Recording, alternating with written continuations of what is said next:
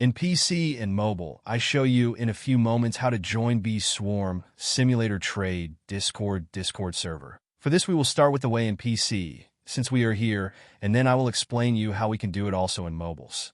To do this, click on the Discover icon that we can see in the lower left corner of our application. Now click on Servers and go to the search box that you will see in the upper right corner and type BeeSwarm.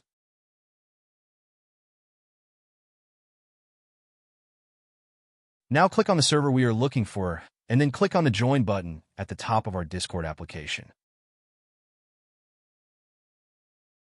Congratulations, you are already inside the Discord server on PC.